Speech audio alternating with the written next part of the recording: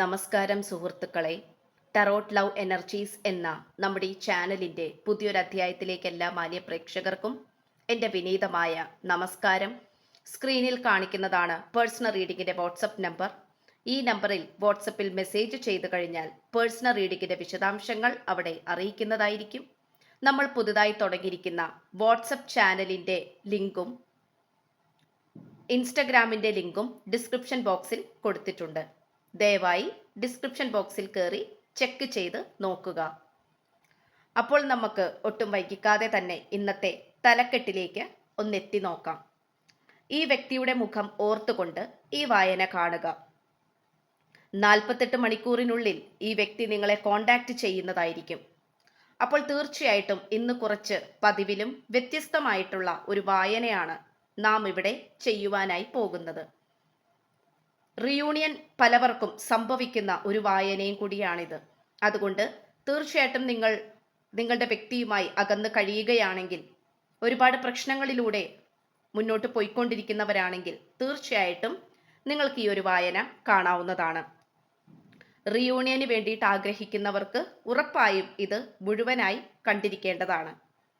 1-2 പ്രാവശ്യം കൂടുതൽ തവണ കാണുകയാണെങ്കിൽ അത്രയും പോസിറ്റീവായിട്ടുള്ള എനർജി പ്രവർത്തിക്കുകയും അതൊരു മാനിഫെസ്റ്റേഷനായി മാറുകയും അത് യാഥാർത്ഥ്യമാവുകയും ചെയ്യുന്ന പ്രക്രിയയാണ് ഇവിടെ നടക്കാൻ പോകുന്നത്.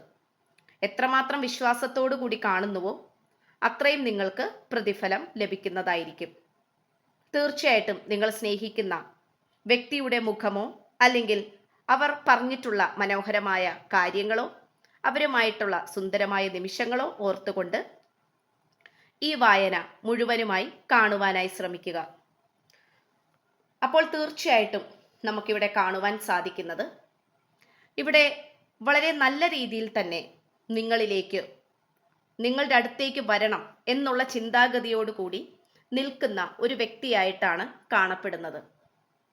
പക്ഷേ എനിക്ക് ഈ വ്യക്തിയിൽ ഏറ്റവും കൂടുതൽ കാണാൻ സാധിക്കുന്നത് സാമ്പത്തികപരമായിട്ടുള്ള ഉയർച്ചകൾ എങ്ങനെയെങ്കിലും ഉയർത്തുവാനും മെച്ചപ്പെടുത്തുവാനുമാണ് ഈ വ്യക്തി ശ്രമിച്ചുകൊണ്ടിരിക്കുന്നത്.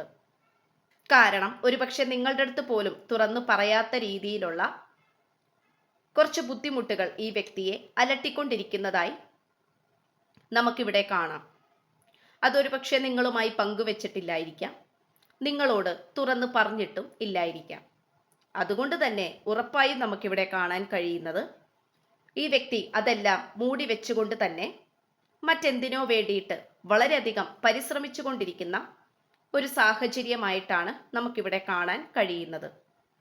ഈ വ്യക്തിക്ക് വളരെയധികം മാറ്റങ്ങൾ സംഭവിച്ചിട്ടുണ്ട് എന്നുള്ളത് പരമമായ സത്യം തന്നെയാണ്. ഇവിടെ നമുക്ക് എടുത്തു പറയേണ്ട ഒരു കാര്യം എന്തെന്നാൽ, വളരെയധികം പോസിറ്റീവായിട്ടുള്ള ഒരു എനർജിയും ഉന്മേഷവുമാണ് ഈ വ്യക്തിയിൽ നിന്നും നമ്മളിലേക്ക് വരുന്നത്.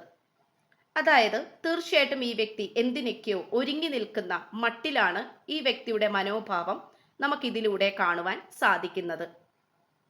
നിങ്ങളുമായിട്ടുള്ള ഈ ഒരു ബന്ധത്തിൽ നിന്നും നല്ല രീതിയിലുള്ള നീതി ലഭിക്കണം എന്ന കൃത്യമായിട്ടുള്ള ആഗ്രഹത്തോടു കൂടി തന്നെയാണ് ഈ വ്യക്തി മുന്നോട്ട് പോയിക്കൊണ്ടിരിക്കുന്നത്.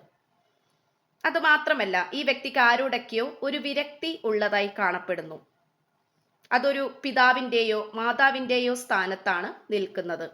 ആ വ്യക്തി ഒരുപക്ഷെ നിങ്ങളുടെ പിതാവോ മാതാവോ ആയിരിക്കാം, അല്ലെങ്കിൽ നിങ്ങളുമായിട്ട് കണക്ട് ചെയ്യുന്ന ഏതോ ഒരു വ്യക്തിയായിട്ടാണ് കാണപ്പെടുന്നത്.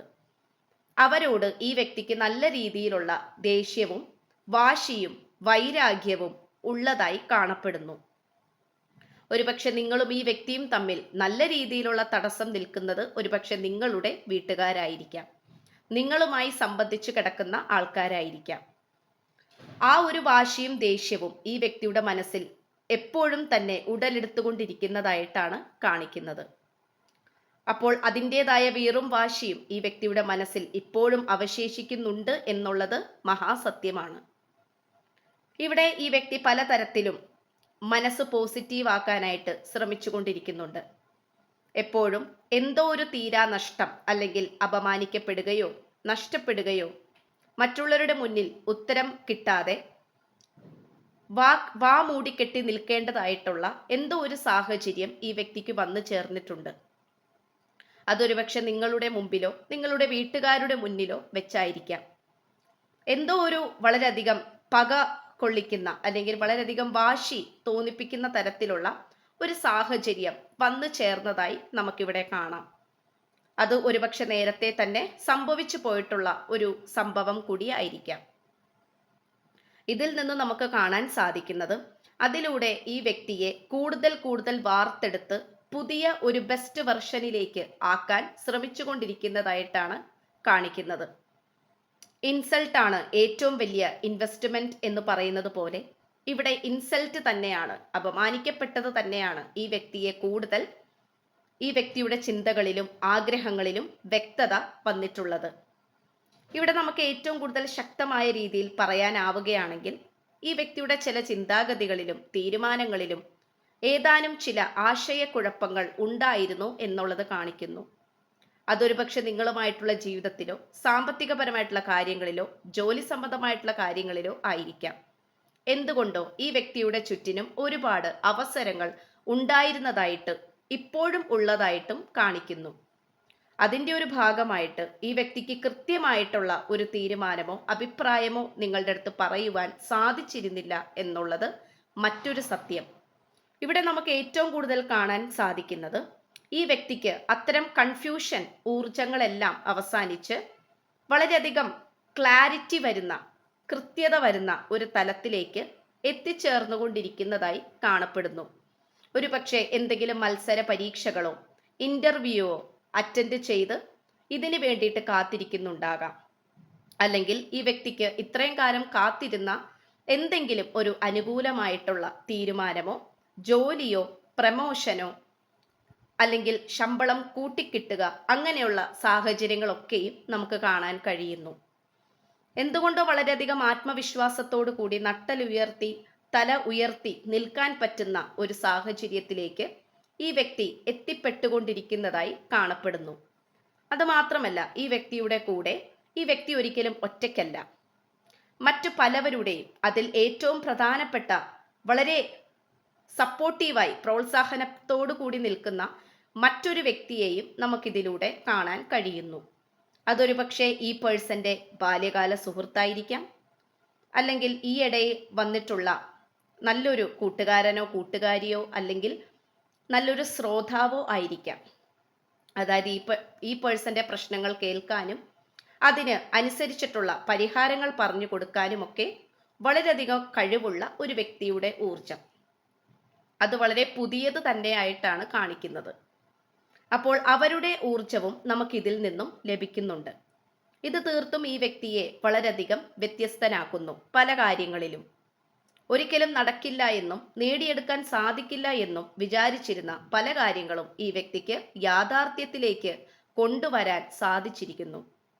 യാഥാർത്ഥ്യം എന്തെന്നും ആഗ്രഹങ്ങൾ എന്തെന്നും രണ്ടും രണ്ടാണ് എന്നുള്ള രീതിയിലാണ് ഈ വ്യക്തി വിശ്വസിച്ചിരുന്നത്.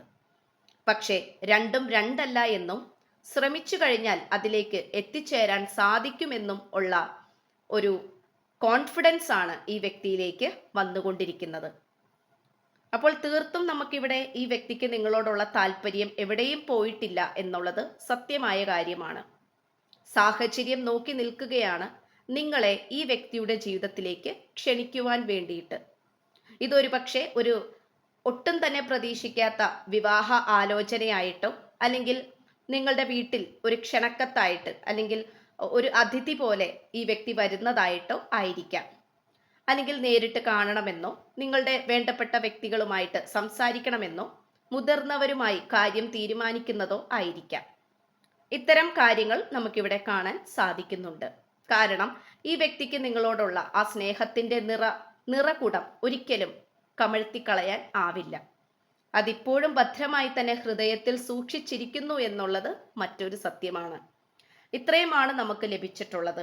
എന്തു തന്നെ ആയാലും ഈ വ്യക്തി നിങ്ങൾക്ക് അനുകൂലമായും നിങ്ങളെ സന്തോഷിപ്പിക്കുന്ന രീതിയിലും എന്തൊക്കെയോ കാര്യങ്ങളിൽ വളരെയധികം മുൻപന്തിയിലും അതിനുവേണ്ടി പ്രിപ്പയർ ചെയ്തുകൊണ്ടിരിക്കുന്നതായിട്ടാണ് കാണിക്കുന്നത്.